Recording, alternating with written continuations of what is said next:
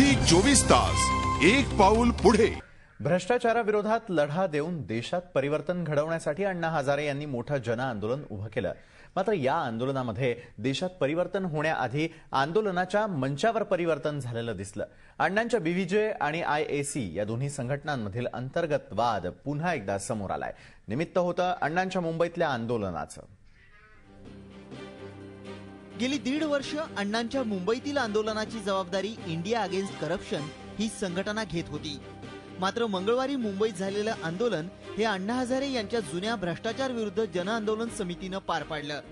संपूर्ण दिवसभर एरवी मंचावर पुढे पुढे करणारा आयएसीचा एकही कार्यकर्ता दिसला नाही। नेहमी मंचावर असणारे आयएसीचे मुंबईतील मुख्य समन्वयक मयांक गांधी हे सुद्धा सुरुवातीला लोकांमध्ये जाऊन बसले होते। आयएसीच्या कार्यकर्त्यांनी आग्रह केल्यावर मयांक गांधी मंचावर गेले। मात्र या घटनेनंतर या दोन संघटनांमधील वाद समोर आलेत। मयांक गांधींनी मैदानात खाली बसून आपली नाराजी दाखवून दिली है।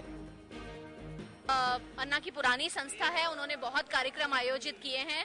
ये उनके काम करने का तरीका है। उन्होंने शायद सही नहीं समझा कि इस मंच पे आईएसी को बुलाया जाए, लेकिन आईएसी के वॉलंटियर्स ने जी जान से मेहनत की है इस कार्यक्रम के लिए और मयंक जी ने हमें लीड करके यहाँ पे लेके आए हैं और हम हमेशा अन्ना के साथ होंगे।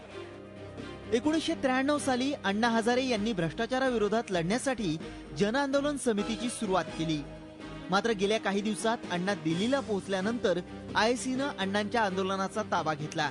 त्यामुळे दोन्ही संघटनांमध्ये शीतयुद्ध सुरू झालंय। अण्णांच्या आंदोलनाचा ताबा बीव्हीजेनं घेणं, आयएसीचा एकही व्यक्ती सक्रिय नसणं या गोष्टी दोन्ही संघटनांमधील वादाची काळी बाजू समोर आणतात। अण्णांनीही याबाबत आजपर्यंत भूमिका स्पष्ट केलेली नाही। मात्र अशी वादाची एक ठिणगी देखील या जन आंदोलनासाठी घातक ठरू शकते। झी 24 ताससाठी पंकज दळवी, मुंबई। झी 24 तास एक पाऊल पुढे।